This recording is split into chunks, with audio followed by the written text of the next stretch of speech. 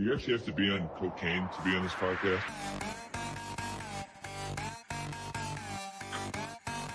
It's a great day to be a Wildcat! Cocaine.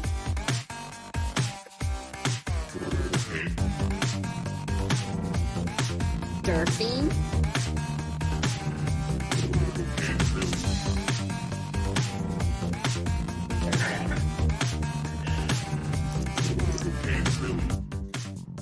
What's up, everybody? You're listening to yet another edition of Cocaine Willie. I am your commissioner, Bob Trollsby, and as always, I'm joined by my co-hosts, the good chef Andre Napier and Fireball Matt Marchesini.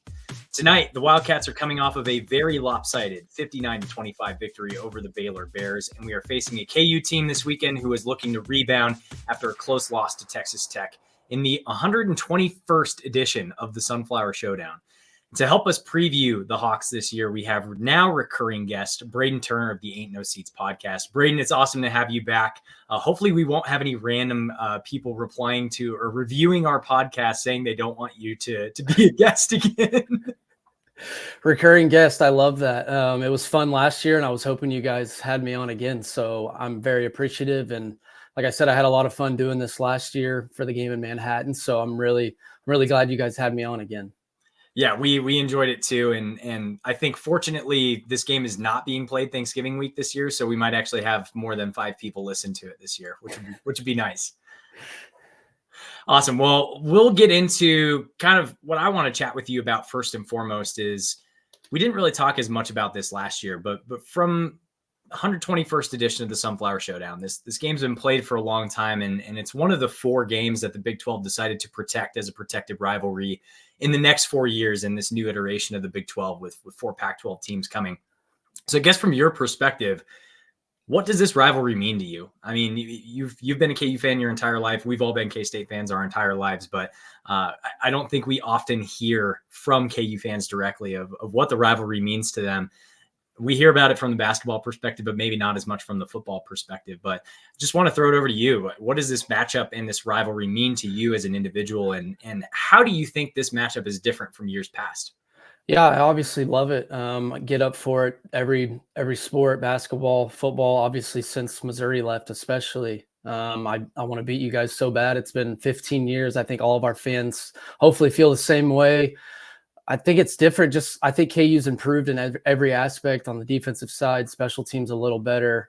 Just another year under the staff, and the staff's really good. So it's only an 8-point spread. So hopefully it's a tight game. I have no idea what's going on at quarterback right now. But I think it'll be a closer matchup than years past. I think Snyder would always kick our ass. So the games really haven't been competitive. There was the one in Manhattan like 4 years ago, maybe, where it was tight. It was a weird game. KU broke off a run late. There's a holding call. That's like the only tight game for a while. So love to see a competitive game. It's been since 08 or 09, I think 08. So it would be great to just compete, maybe win. It's in Lawrence, who knows? But I'm obviously excited. Like I said, I get up for all these games. It was my freshman year, which kind of dates me a little bit. But overall, KU's had, it's a great season so far, 7-3, currently 4-3 in the conference. You're in a three-way tie for the third best conference record, which there's a big logjam at the top of this conference anyway. And especially with 2 games to go, we'll kind of see how things play out. But really a great accomplishment is this is the earliest you've reached bowl eligibility since 2007. And everybody who's listening knows how great that season was for KU back in 2007. So give us a little bit of insight, like what are the vibes in Lawrence right now? What really it does appear to be, it's an obvious improvement even from last year. And we could even call last year as kind of a breakout year. So how are things feeling in Lawrence right now? Yeah, obviously everyone's pretty hyped up and just thinking about where KU could be in a couple of years just because Lance and the staff haven't been here that long. But it's crazy what winning and losing does. Like if KU wins that game on Saturday against Tech, I think everyone's like, oh, we're gonna finally beat K-State. Maybe Jason Bean will be back. It'll be a competitive game. Now we lose, and now you probably have no chance to make the Big 12 title game. Now we're all expecting the worst, I feel like, and probably expecting Cole Ballard to start at QB or something. But yeah, it's tough. They've lost 2 really tight games, but I think just the staff making that game competitive on Saturday just shows you how good they are, I guess. You lose, JD's obviously out, Bean leaves the game, comes back in, leaves the game again, and then you have a preferred walk-on true freshman keep you in the game late. It's tied, should have went to overtime, but they end up losing on a last-second field goal. So everyone's obviously excited. You guys know how bad KU was there for a while, probably the worst program in the country. So it's crazy how quickly they've turned it around. And yeah, like you said, quickest to bowl eligibility, and they locked in a winning season for the first time since then, also since 2008. And the guy in charge is Lance Leipold. I mean, when he first came in there, he kind of is different than everybody else that's been hired under there. It's kind of, they took their time. They got their guy. He received an extension in November. And, the sign of a good coach is, during midseason, there's always that connection to the midseason firing. And that's a new thing at KU. You guys got a guy that is wanted, and it shows because of all the stuff you just mentioned.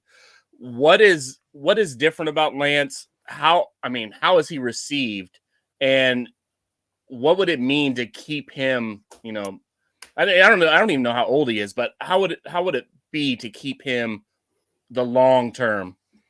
I mean, yeah, if they end up locking him in forever and he doesn't leave, I think it would be easily one of the biggest days in KU football history. I know Mangino is really good, but we were talking last week, and I know it's early, but I feel like Lance is the best head coach KU's ever had football-wise. Maybe I'm crazy there, but the turnaround's nuts. I don't know how many people could have done what he's done. He took over, like you said, the previous hirings were a lot of big names with Les Miles and Charlie Weiss, who was just awful. And then Beatty was kind of a name that was connected to KU. So wasn't a weird hire, but he was like a receivers coach at A&M. And then, yeah, Lance is just a culture changer, program builder, and bought in. The guys bought in from day one, and they just believe they can beat anyone. And KU's kind of proved that this year. Texas kind of blew them out, but that was a really tough situation for KU where JD was supposed to play day of. I guess he wakes out of bed wrong. No idea what's going on with JD. So I guess we can talk about that later. It's driving me nuts. I'm sure you guys have seen it all over Twitter, even with K-State fans. So yeah, if Lance could stick around, I know there's rumors. Obviously there's going to be teams interested. He's that good. And Travis Goff kind of says teams being interested in him is better than the alternative. Like coaches just continuously getting fired or taking a step back. And so him getting interest from other teams is a good thing, obviously, because KU's finally winning football games. Yeah, that's that.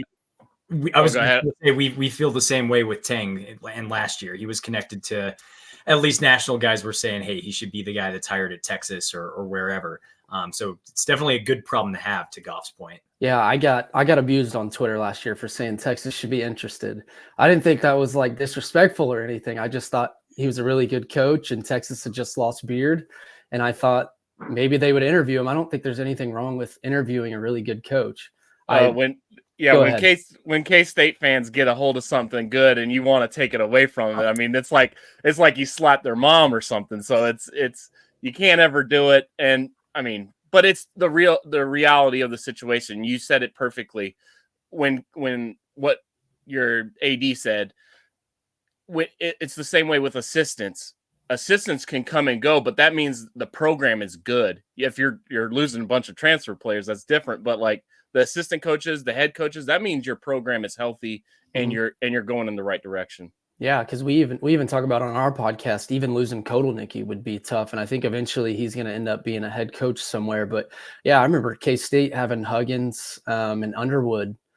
Or no, not Huggins. They had Frank Martin and Underwood on the bench with Huggins coaching. So yeah, I remember getting Huggins. I thought K-State was going to be a problem there for a while, but he kind of left. So yeah, I kind of get why K-State fans will get defensive, because I think Tang's a really, not only just a good coach, but you guys know he's obviously a really good guy too.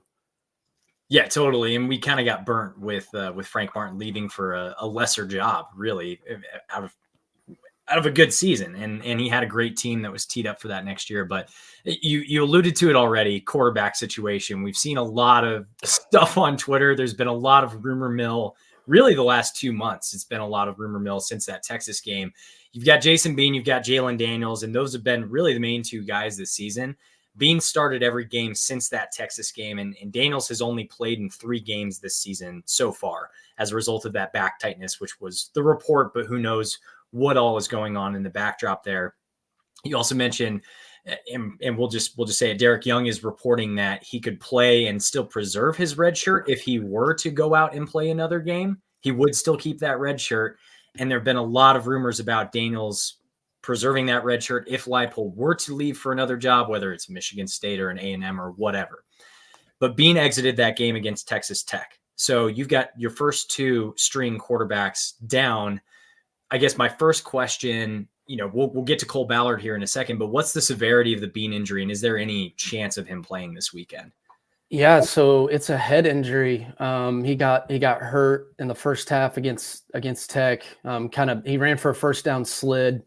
That was kind of the worry with our fans, is we were always kind of on Bean for not scrambling or not wanting to take hits, kind of running out of bounds.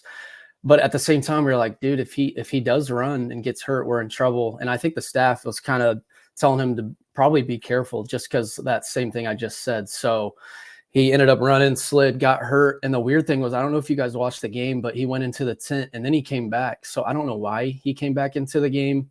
And then it was 4th and 1 or 2, and they ran him. It felt like a QB design run. He ran it, and then he was out for the game. So I still question why he was back in the game. Maybe he was just kind of begging to come back into the game. So like I said earlier, I was talking about winning and losing football games, and I've just been just down the last few days about who's going to be our quarterback, because I've looked forward to this game. It's been forever since we beat you guys, and was hoping Bean would play. It'd be his last game against you guys. And so I was just expecting Ballard to play. In like the last hour or 2, I've been talking to someone kind of close to the program, and I guess Bean's telling people he's going to play and he's going to be good. So they expect Bean to play now, which I think is crazy because the concussion protocol can be tricky. So I really have no clue if he's going to play, but me and the guys on the podcast have kind of just been saying like, Cole Ballard's going to play. This game's going to suck. We're going to get blown out. But having a little hope that Bean's going to play has me feeling a little better just about the matchup. I think it's going to be an electric day in Lawrence, night game. Like, I'm really pumped. So if Bean could play, that would be great. And then KU fans really wouldn't have any excuses. So I truly hope Bean can go. That would be so awesome. And is there any chance we see a Jalon Daniels? Is that just completely out of the question? I truly don't think so. And I don't know what's going on there, because I remember him dressing against UCF. Like, he had his pads on. He's sitting there on the sideline. And then I made the trip down to Stillwater, and JD's sitting on the sideline. He's got the headset on. He's hyping everyone up. He's talking to Bean. And then he doesn't travel to Ames, which I thought that was weird, because that's kind of like the same drive, right? Like, or the same duration trip, I guess I'm trying to say. So he goes to Stillwater, but then he doesn't go to Ames. So I guess maybe the back's getting worse. Lance said something about a setback, or someone said something about a setback, but I know you guys have seen Bryson on Twitter this week. He's going ham with K-State fans. So, oh God, what was I trying to say there? He's kind of adamant on JD just being done for the year. I don't know. I have no clue about the transfer stuff. I wish I knew. KU's that whole program's so tight-lipped and nothing gets out. So I just have no idea what's going on. I don't expect him to play this year. But yeah, like I said, and I think that's kind of why K-State fans or DY kind of are skeptical, because he traveled to Stillwater and then he doesn't travel to Ames. But then I hear during one of the home games, he's in the back watching the game with his family, and his family's still flying and traveling to games, even games that he's not playing in. So it's really frustrating, because there's a lot of fans that are saying crazy things about him, and I don't think it's fair. They're just kind of harping on him and kind of calling him soft, and he doesn't want to play, then he's quitting on the team. And I don't think anyone actually knows that. So 21-year-old kid, I think KU fans should maybe chill out a little bit on him. Yeah, agree completely. And last question on the quarterback side. So assuming it is Cole Ballard, so if Jason Bean doesn't play, assuming it is Cole Ballard, how confident are you in Cole Ballard going into the matchup against K-State? Yeah, so like, to be honest, I don't know a ton about him. I think he only had preferred walk-on offers out of high schools like Iowa, he was trying to go to Wisconsin or something. So yeah, preferred walk-on freshman. He made some okay throws considering the situation he was thrown into. I mean, a Tech team that's desperate. I think you guys know that Tech's still a pretty solid team. You guys kind of know your Big 12 stuff, that you guys played them in Lubbock. It was a decent game. Avery went crazy. But that's a desperate team that had to win. They were 4-5 to make it to a bowl game. I think they still have to play Texas. So Ballard came in and kept us in it. I mean, we were down 10-0. We had the ball inside the 20 plenty of times, went on a drive where we ended up tying it, could have taken the lead. So he made some okay throws considering it was the first game he played in. So I really don't know what to expect. It kind of reminds me of the Texas game where they didn't, maybe if they have a week to prepare for Ballard, they'll scheme up some simple throws, some underneath stuff, and maybe get the running game going, or we just run the Wildcat the entire game with Devin Neal and try to beat your guys' front seven, which would be really tough to do. So I don't know. I just don't know much about him. Maybe a week of Kotelnicki, just preparing him and getting him ready for a game and knowing that he's actually starting. Maybe we'll keep it competitive, but I don't know. If you guys were starting a preferred walk-on freshman against a team your dogs against, would you feel confident? No, but I mean, from what I had seen, I mean, it's, a 99-yard drive when he literally got thrown out there. And I mean, he threw some darts in there. And I think the people around him in an environment kind of set him back a little bit. But I think he's serviceable, especially with the offense that I think Matt's about to bring up. Yeah, Andy Kotelnicki, as offensive coordinator, you said he's going to try and scheme some stuff up this week. Going into last week, KU was the 18th best offense and overall offensive efficiency in the country, which K-State is actually 17th. So Sunflower State has top 20 offenses going against each other this weekend. But rushing the football has been a huge strength. Devin Neal is a star for KU. No really other way to put it. He's a great weapon for KU. Daniel Highshaw in the rushing game as well. You have a couple other names like Lawrence Arnold, Quentin Skinner. Those are guys that if K-State fans have watched KU this season, they've heard of, they've seen. So give us some thoughts on not just Devin Neal, but maybe some of these other key guys that maybe we should be on the lookout for on Saturday night. Yeah, you obviously named mostly the key guys. I think Luke Grimm's another guy that he's really been like a security blanket on third down for us for the last few years. Just your typical white slot receiver that's somehow always open on key downs. But yeah, Lawrence Arnold's been so good. He's made a lot of key catches, big time catches. Quentin Skinner's made some of the craziest catches I've seen from a KU receiver this year. And then the offensive line has just improved throughout the year. Last year they were really good, but they've gotten better this year. Dominic Pooney, he should be an NFL lineman. Nowitzki's been really solid, the Buffalo transfer. So yeah, our offensive line's been, I think that's just the staff though. The offense just continues to get better no matter who the quarterback is. Jason Bean, he's had his ups and downs, but this year he's just been so solid. I think that's just the continuity with the staff, learning the playbook. Just everyone's so confident and bought in, and he's made some great throws. You guys have seen him. He's made some weird decisions too, but he'll give us a great chance to win. So yeah, I love the offense. I always feel confident. And like you said, Neal and Highshaw have been great. Devin Neal should play at the next level. Hopefully KU fans get to see him for another year, but the offense is, yeah, like you said, as good as anyone. It's crazy because I feel like we don't really even have the threats on the outside. I don't think Lawrence Arnold is the crazy athletic, super fast wide receiver, but they scheme him open and he makes the catches. He's super reliable. So yeah, the offense has been super solid and they've kept KU in every game pretty much. And another guy, I mean, I don't know if anybody mentioned him, but Mason Fairchild. I mean, he kind of got dinged up in that last game. I don't know if it sounds like he's available. He went right back in the game, but for my money, he's a top 3 tight end in the Big 12. He did some nice things in the game last year. All these guys that you're mentioning are basically people that cooked us last year and did some things. But the defense, I don't know what's happening with the defense. The DBs seem legit, but everybody else, it seems like the run defense isn't there this year. I don't know what it is. I don't know the defensive coordinator's name. you know everybody on the offensive side, the coaches and stuff like that. But what's going on with the defense this year? And is it something that could, explain the defense to me, basically?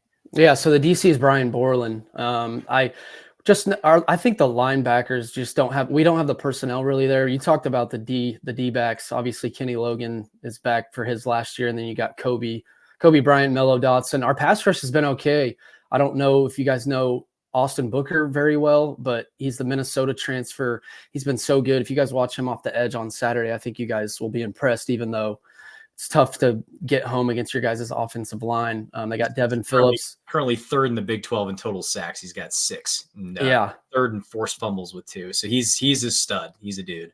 It kind of he's not on Felix's level, but it reminds me of Felix, where Felix got held so much, I feel like, in college, and it was never called. And Booker just gets off the ball so well, and the tackles hold him a lot. They got Devin Phillips, a defensive tackle from Colorado State, Gage Keys from Minnesota, defensive tackle. Craig Young, a linebacker from Ohio State. He can cover. He's solid. But yeah, the defense honestly has been better than I thought they would be, which is crazy. Like the Texas game, they gave up 650 yards. That was tough because we never had the ball. Last week, Texas Tech, Taj Brooks you guys have seen him. He looked great. In the first quarter, he had over 100 yards rushing, and then Tech's offense didn't do really anything in the second half. So KU's defense has been like bend but don't break, and then they've had a lot of defensive touchdowns. BYU game, we're down 3 at half. We get a pick 6 coming out. They had Mello Dotson had a pick 6 in back-to-back games. So yeah, that's kind of bailed them out. But I just really have no confidence in stopping the run because your guys' offensive line is so good. And then you have DJ Giddens, who's been great, Trayshawn Ward, the Florida State transfer. And then like I said, the offensive line, you guys got NFL guys up front every year. It pisses me off. I remember Les Miles this last year, we beat Texas Tech on that crazy fluke field goal. And then you guys came to Lawrence and it was like a 3 or 4 point spread. And we're all fired up. It's finally a sellout. And you guys just ran it on us all game. Skylar killed us. I don't even remember who the running back was. Probably Deuce. I don't know. But it was yeah. But I don't know if you guys remember that, but it literally was like a 3 or 4 point spread. And I thought we had a chance. And Carter Stanley looked okay. And then, yeah, you guys just killed us up front. So it's tough because I feel like maybe we got to stack the box and try to stop the run. But Will Howard's a really good quarterback. And I think he can beat you over the top with Phillip Brooks, and it's been really good. So you can stack the box and try to make him beat you, and that's not even a knock on Will Howard. Like, I think you almost just have to stack the box and try to stop the running game and see if Will Howard can make throws deep and if Kobe and Mello can keep the receivers in front. But that's kind of how I feel about the game so far. So wait, that would have been 2019, right? At KU? So that wasn't Deuce if it was 2019. Jordan Brown and James Gilbert. Yeah. Hold on. I thought in the one in Lawrence, that was Harry Trotter's game. Yeah, I think it was. I forgot. The white running back? Yeah. Harry Trotter. And I remember it was 2021 when Deuce burned Gavin Potter on that. Your guy's favorite player. We'll never forget that. Oh man. I'm trying to look when that game was. Yeah, Carter's senior year would have been 2019. So yeah, that was in Lawrence. I think that was Harry Trotter, or maybe it was Gilbert. But Harry Trotter was on that team. But it was a 38-10 final, and yeah, I think it was like a 3 point spread. Yeah, Harry Trotter had a 9-yard touchdown. He had 92 yards rushing. Skylar had 127. Yeah, you guys had Joe Irvin. He was solid. Oh yeah, gosh. Joe Irvin. That's right. Skylar had 127 rushing yards. The guy. Wow. The legend. Rush defense. Oh. Anyway, now, Go ahead. No, I was gonna say now his talented ass is sitting behind Tua. Yes. Skylar threw the ball 16 times that day. 9 completions. All they had to do is line up and just kill us up front. I want to know. He started a playoff game. But this is an anticipated matchup, no matter what the quarterback situation is. I mean, when was the last time we went into a Sunflower Showdown, if I could call it that?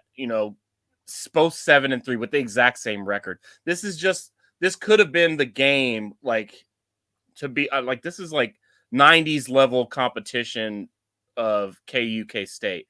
And I think we're underselling it a little bit. Like, it still could be, the game of, for a long time because it's been 15 years, but this could be the one. Yeah, I would say like 2019, but I feel like we, like KU fans and K-State fans, didn't really know what KU was at that point. I mean, it was early in Les's tenure, which wasn't very long, but that it was just an inconsistent year. Like I remember they played Boston College, beat them, but then they come home and lose. I think it was to like West Virginia or something. But we just didn't know what KU was. Now I feel like KU's kind of solidified at least as a good football team. They're obviously in the college football rankings last week. I don't know if they will be anymore, but I think they've shown stability the last 2 years. I don't know really if you guys agree. Last year was kind of inconsistent. We would get blown out. This year it feels like they're in every game besides the Texas game, which they were down 6 with 2 minutes left in the third quarter. You were in it in the first half for sure. Yeah, down. We had the ball 3rd and inches at midfield, down by 6 late in the third. Texas had 650 yards, but yeah, JD, they couldn't even prepare for Beans. So I think we know KU's at least a solid football team. You guys are really good, obviously, too. So yeah, it's got to be the most anticipated since probably Mangino, just because since then, this is definitely the best team KU's had since then. So I don't know. 2007. I'm thinking because it was early on in Big 12 play. KU wasn't ranked, but K-State was like 25th or something like that. But Josh KU, Freeman. yeah, 2000. Jordy Nelson was on that team, but I remember that being an anticipated matchup. And KU beat us at home in Manhattan. So, and obviously had a much better season in 2007 than we did. So, you're right.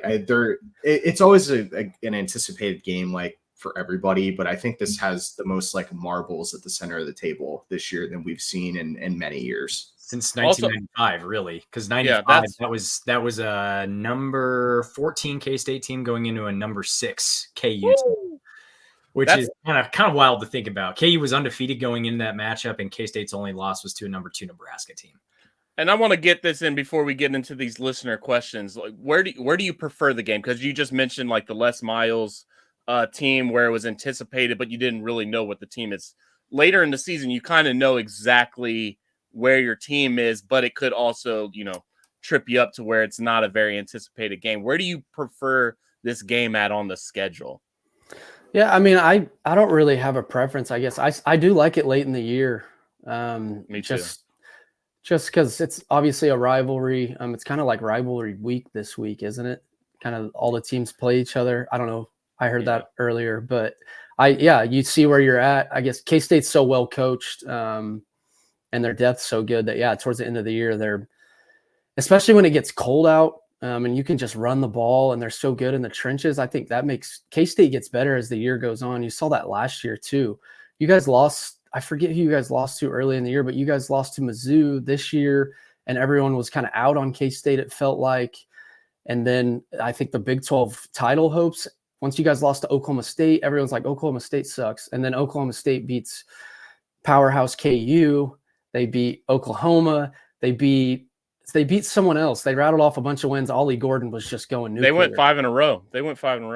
But that was a weird Friday night game for you guys. Will Howard didn't play well, but it felt like your guys' Big 12 title hopes were like gone. And then now I don't know where you guys stand or what would have to happen. I don't know what you guys have said about it, but you guys have a legit chance, right? Correct me if I'm wrong. If Texas loses a game, and if we win out, OU wins out, and Oklahoma State wins out, we would be in Arlington. And if all 4 teams went out, we would also be there somehow. Who do you guys play next week? Iowa State. It's in Manhattan. The tiebreakers is weird because I think it goes to like, if it's a 3-way tie, we're getting in the weeds, but the 3-way tie between Oklahoma, Oklahoma State, and Kansas State, it goes to like a certain amount of tiebreakers because, I mean, it's just so weird. It goes to like the 4th tier tiebreaker. And if Texas loses, as long as we win out, it's automatic because then there's like Texas didn't play Oklahoma State. It's just weird.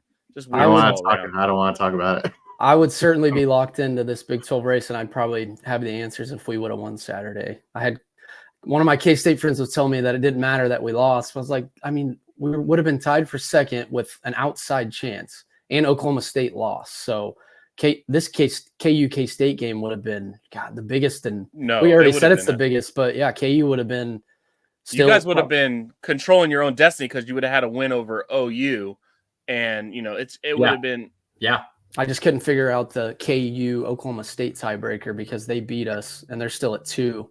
I just have a weird feeling they're going to lose again. I think they kind of got exposed Saturday, where you just make Oklahoma State, because they're at 2. They're at 2 Big 12 losses, right? Yeah, UCF. As a K-State fan, we don't want them losing. We don't want Oklahoma. We need them to win. Or they lose out. If they lose out, that also works in our favor. There's no way. That's it. There's no I way. just if KU would have won Saturday, I would have somehow convinced myself by Saturday that we could beat you guys. But we would have had. I mean, we would have been in it. We would have been a game back. We would have been tied for second with you guys, Oklahoma State, whoever else. I think even maybe Iowa State's in there. I don't know, but there would have been a huge tie. But yeah, I can't handle the losses at Oklahoma State and the loss this Saturday. Like they should have. I really feel like they should have won one of those games. But yeah, the Big 12. I think the Big 12 title game is definitely out of reach for KU, but I think at least they're competing with some of the better teams in the league. Absolutely. And I think that says a lot for what Lance has done as a program builder there. It's cool in a lot of ways to see KU elevated to the level that they are, because this matchup means something in football now. Whereas for a long time, it was really just another game on the schedule, I think, for a lot of K-State fans in a lot of ways. Sure. So we're going to get into our listener questions, but we do have a quick receipt poll. So one thing that we've done on a couple podcasts here is pulling receipts from past tweets. And really it was our UCF guest that did it. And he old takes exposed the 3 of us. But here's the good news. I couldn't find anything. You've been really respectable about K-State, like 95% of the time. So good news for you there. But I just wanted to pull up two tweets specifically. So the first one, on 4/20/2012, you tweeted, quote, "Who's a better coach, Turner Gill or Ned Yost?" I just want to unpack that one real quick, because Ned Yost ended up winning World Series, but he did in 2012 kind of suck. Well, didn't Turner Gill win a national championship at KU? Did he? No. He was good at Nebraska as a quarterback, but yeah. I peak Royals fandom back then when Hosmer and Moose and all those guys were getting called up, and we remember calling it Yosted every time before we started winning. Like that was such a big thing. So yeah, that's pretty bad. So many of those games were Yosted situations. Yeah, but yeah, they ended up winning a title. They almost won 2. So he's probably the best manager in Royals history, or at least up there with Hauser. Yeah, right up there with Hauser for sure. But it didn't look like that in 2012. We'll say that for sure. And then the other one, this is another 2012 tweet. So this was another, just like a K-State related thing. 18-year-old B-turn. That's scary. March 26, 2012, a moment of great wisdom from you. Quote, "Frank Martin is a clown," in all caps, man. K-State was going to have a pretty nice team next year, parentheses, still could, and he leaves for South Carolina, ... And then we ended up winning, co-champions of the Big 12 that following year. So that was a moment of great clarity for you, 18-year-old Braiden. Hey, didn't we talk about that kind of towards the start, how he left for South Carolina? Yeah, Frank was just really intense. I still remember him as an assistant just going nuts on the sideline, and then he was the same dude as a head coach. So yeah, I mean, he is a good coach. So I don't know where I was going there. And I don't even, what year did you guys still have Rod then? Rodney Magruder. We have Magruder, Shane Southwell. Yeah. Shane was good. Curtis Kelly, Jordan Henriquez, Curtis there. Oof. Okay, so we got another listener quester from King Joel. Shout out to my boy Joel. He might be blocked by every KU account ever. He said, "Are you giving out free tickets again? If so, he'll take 2 to pack the booth." I was about to tweet earlier, like if I had $1 for every time I've been asked by people for tickets for this game on Saturday, it's insane. Like Instagram, Snapchat, Twitter, texts, everything. I've probably been asked by at least 50 people. And that's probably a good thing. It's a highly anticipated matchup. Tickets are really expensive. I think they're like $150 or something. It sold out pretty early. But I don't know why I get dogged on for giving away free tickets. Like, this has been a thing going on for a couple months now. I saw one of K-State's assistant basketball coaches tonight tweeting that he would retweet and give people tickets. Like, it's like giving families that aren't able to do stuff like this tickets and like going out. So me and Vern and Bry kind of get dogged on for it. I don't know why, but it is kind of funny. And yeah, Joel's on my ass a lot on there. I don't have him blocked. I don't block too many people. Some are blocked, but yeah, he's always on my ass somehow on there. All right, from @KansasSnotCom. Great Twitter handle. Outside of Twitter, so what should a normal person be thinking about the Jalon Daniels situation? I know, because we kind of laid it out earlier, because I get where people are coming from about the transfer stuff. It's just weird because, first off, you're trying to go pro eventually. Like, I don't know if people view JD as an NFL prospect, like a shoo-in, but he obviously was Big 12 preseason player of the year when you have Quinn Ewers, who's going to go in the first round, Dylan Gabriel, Will Howard, who just won a Big 12 title. So it doesn't make sense that you would skip out on matchups against Texas and Oklahoma, 2 top 10 teams where you can raise your stock. They were undefeated going into the Texas game. That would have been a massive game for whatever he wants to do going forward. So I don't get why he would like fake an injury to transfer and then you lose another year. I know you'd get a year back for redshirting, but then you're just getting another year older. And then JD's a good quarterback, don't get me wrong, but what has he really done to prove to these big time schools that he like to throw a bag at him? Like, it's kind of been an NIL thing where people think he's going to leave. Like, what has he done to prove, like, for a USC to come get him? I know he's from Cali, but wouldn't USC or these other big schools have like really good quarterbacks, and maybe he would have to go compete for a job? So maybe it's risky for him because he'll definitely be the starter next year for KU. And the injury thing isn't really a new thing. He was injured last year, but yeah, I get it because he, like I said, Stillwater, he's there. Ames, he's not. Now he was wearing his pads. Now he doesn't even wear the pads. There's no chance for him to play. So like, why was he wearing pads for like emergency situations? And now maybe his back somehow got worse without really doing anything. So I mean, it puts my brain in a pretzel, and it sucks because last year they're 5-0 with TCU, who played the national title game. He gets hurt. And then this year they're 4-0. He doesn't play. So it's like, makes me wonder what could have been. I'm not saying they would have made the playoff or anything crazy like that, but maybe they have a better chance to go to the Big 12 championship this year. If he's playing against you guys, maybe we can finally get over the hump and beat you guys. So it kind of sucks because we never really got to see how good he could be if this is the end for him at KU. I truly have no idea. Like, I can tell you the players don't even know. The people around the program don't know. They keep it that tight-lipped. I don't know if you guys are a fan of Mike Vernon, but he seems to be right a lot to me, and he can't figure anything out. Bry has kind of got some heat this week, but he's very well connected in the football building. I don't know if you guys agree, but he is right a lot, and he can't really figure it out besides that he's out for the year. So I have no clue. You bring up a great point, though, of if you transfer, you're competing for a job. It could be like a Spencer Sanders situation where you transfer to an SEC or a big time quote unquote program, and you end up losing the starting job. And it's kind of like, why did you even do it to begin with? So that's just a great point and something to think about there. Yeah, and like my last point about that too is it's not like KU's like the laughing stock anymore, and he can't raise his stock here, and he's not put in a good situation by the coaching staff. Like, KU's been ranked back-to-back years. They play in these primetime games on national television against ranked teams. So yeah, maybe they're offering a big bag to go somewhere, but why wouldn't you sit here and play in these big anticipated matchups, try to raise your stock? And then, hell, even if you want to transfer, you still have another year left to go play somewhere. So I just can't really figure it out. And I do get what people see with him potentially transferring. Like, the signs are kind of there. So it's just weird. It is weird for sure.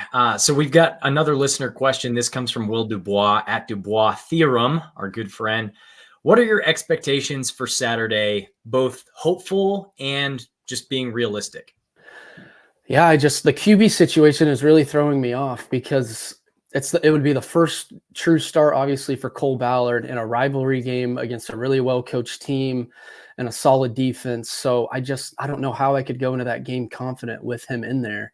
And I've said for a month or so, probably over a month, you can ask the guys on the pod.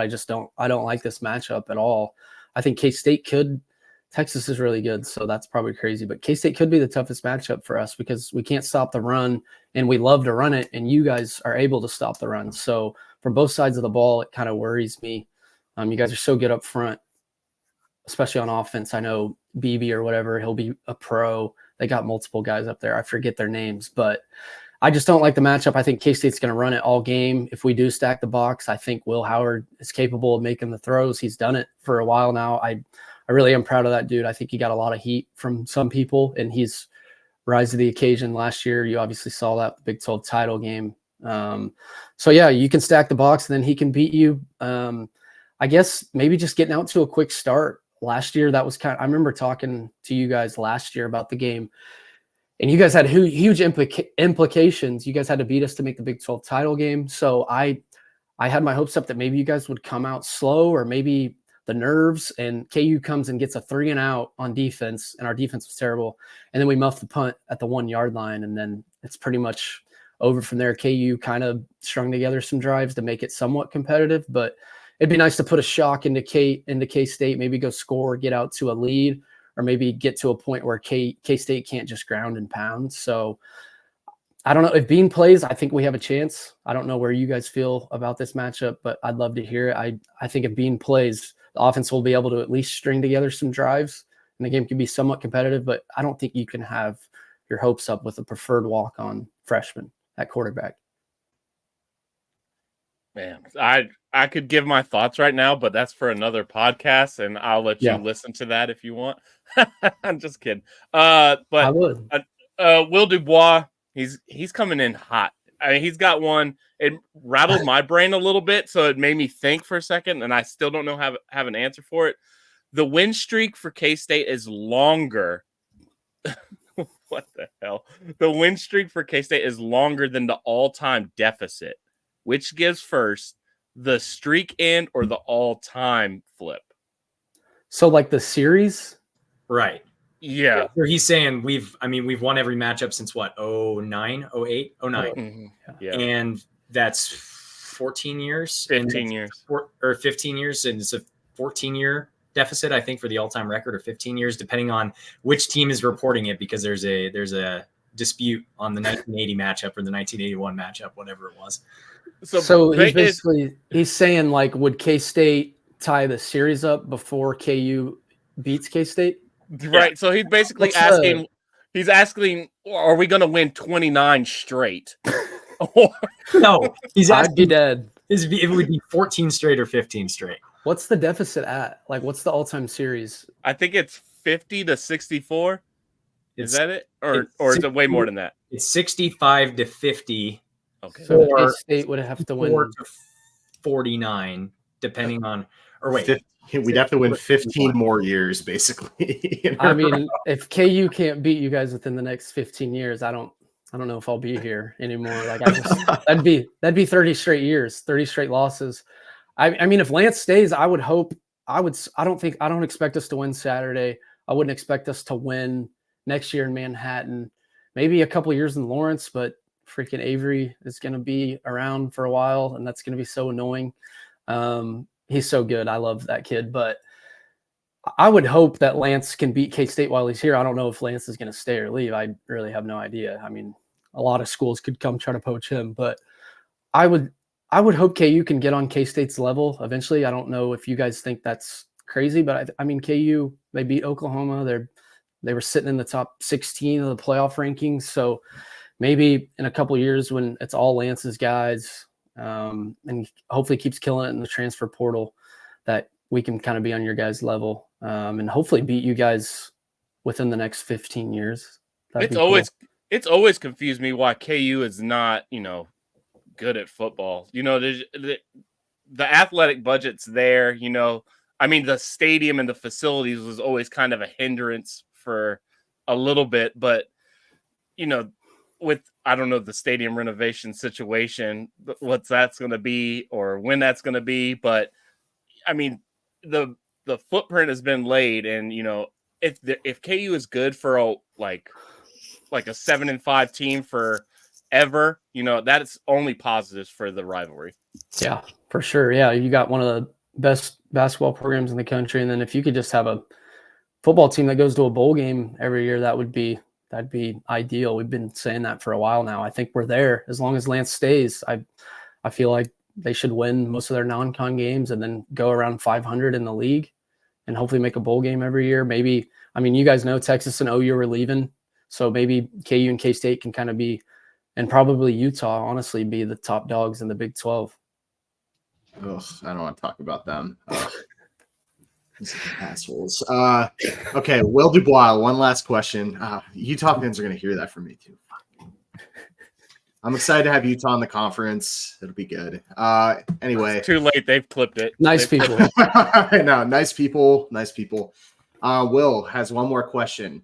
Do you know why our podcast has this name, or are assumptions being made? I feel like you guys explained it to me last year. Maybe you didn't. But I do love the intro about like doing blow to come on here. That's kind of electric, but I don't know. You might have explained it to me last year. Maybe not. There's no assumptions. I love the name. I don't know if we did or if we didn't. Bob, you can show it in the back. It's basically named after this logo right here. The Okay. coked out looking Willie. But That's on your guys' Twitter, isn't it? The Avi, yeah. Yeah, that's great. Something or another.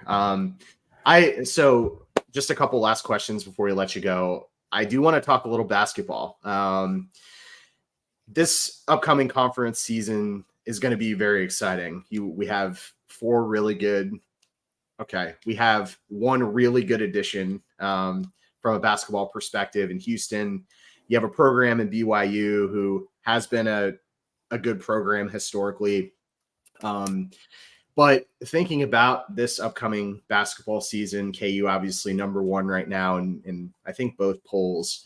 What are your expectations for this season, knowing that you're going to have a Houston team who's going to be in the top 10? You have teams, of course, like Baylor, Texas.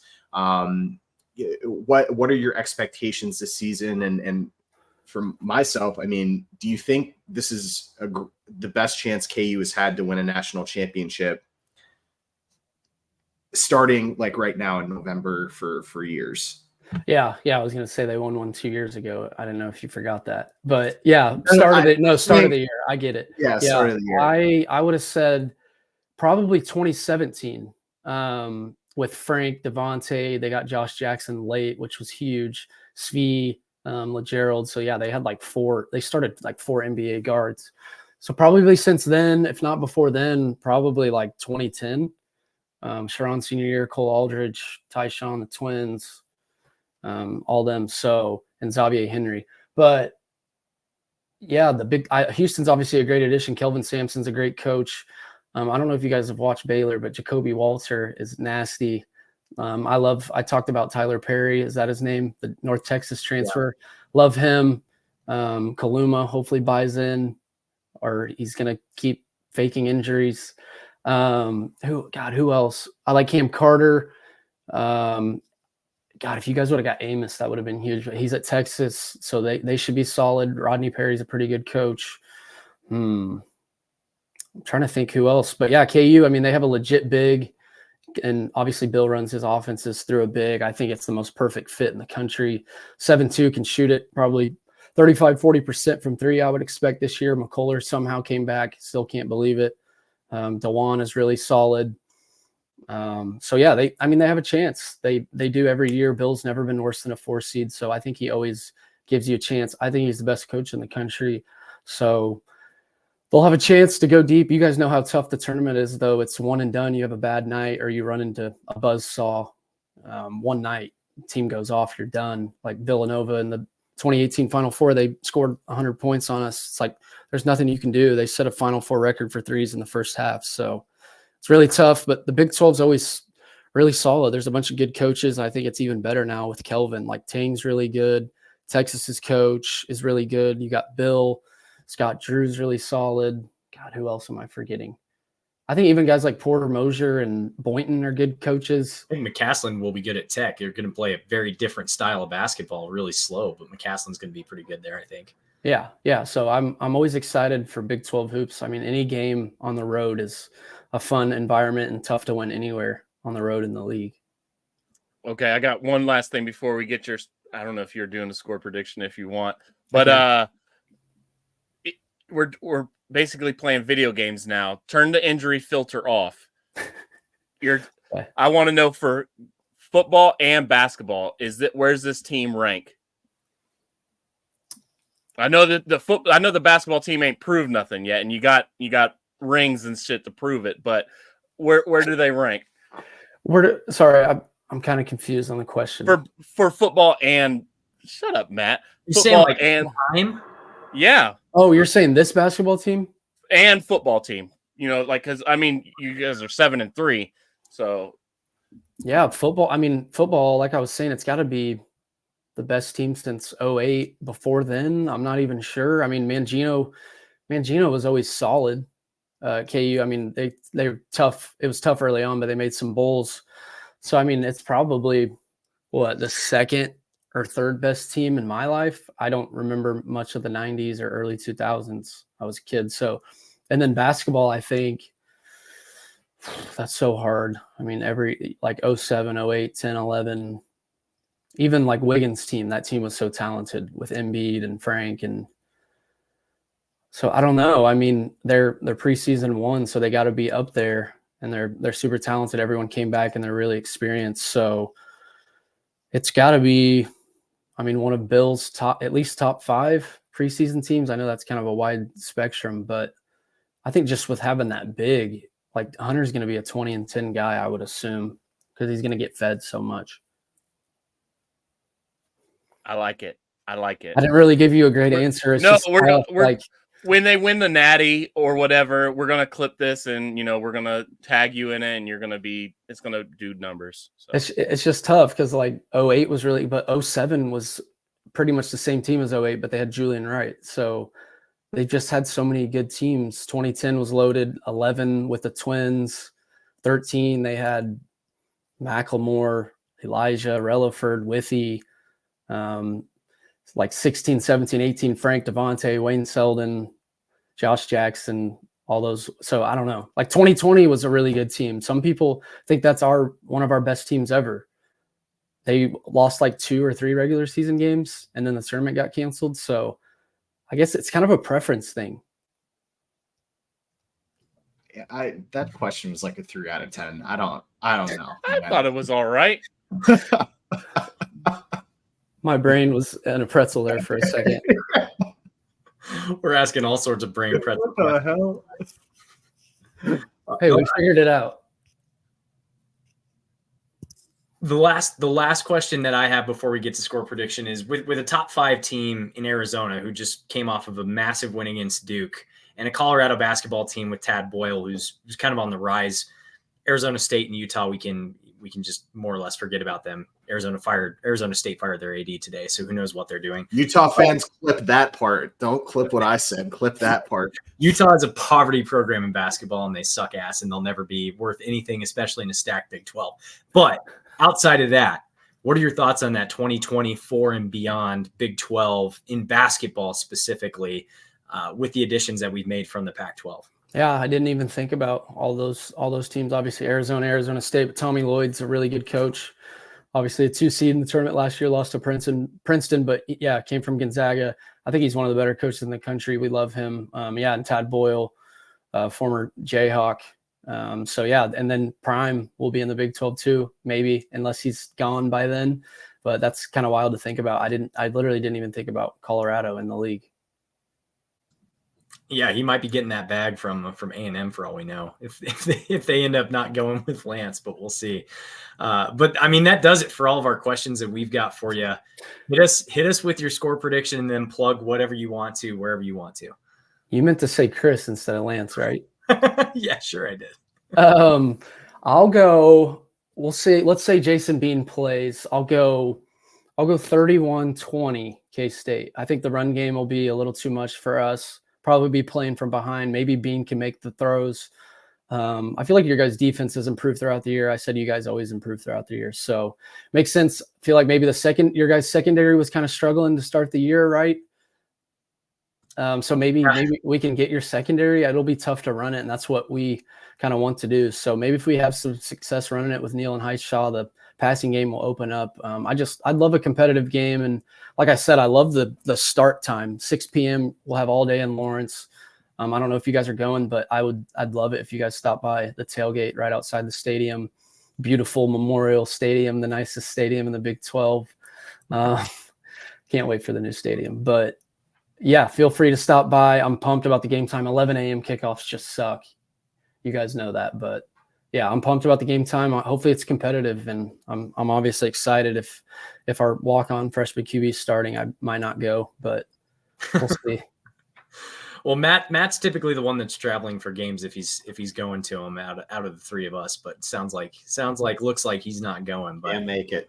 Appreciate the offer. The next time K-State's playing in Lawrence, I'll have to hit you up for that. Yeah, or we can have a big meeting in Manhattan next year. Totally. When Jalon Daniels is a starting quarterback and Avery Johnson transfers to USC.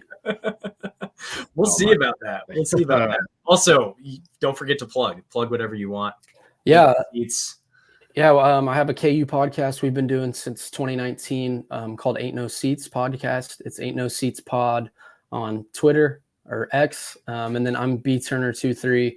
KU or K-State fans probably don't want to follow me. Joel, feel free to go follow me if you're listening to this and troll me all day and trigger me. So yeah, K-State fans probably won't want to follow me, but trolls me. He said it. I try to keep it respectful. I don't really have a ton of hate towards K-State. So yeah, I enjoy the rivalry, and I think you guys have two pretty badass head coaches in the two main sports. So it'll be exciting times going forward. Hell yeah. And well, we appreciate you coming on again, second year in a row. Definitely follow Braiden, because if you are a Chiefs fan like the three of us are, great Chiefs content as well. But for all of us here at Cocaine Willie, thanks for listening to the show on your podcast feeds or watching us on YouTube.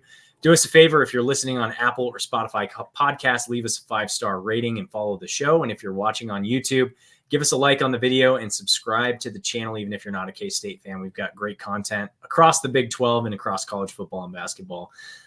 But follow the show on Twitter or Instagram, or follow us individually. I'm at Bob Trollsby. Fireball Matt is at Matt Marchesini. And Chef is at Chef Andre Napier. Chef. Cocaine's a hell of a drug, baby. We are all coke and no joke. Wildcat country. Let's ride. Let's fucking ride. Let's go.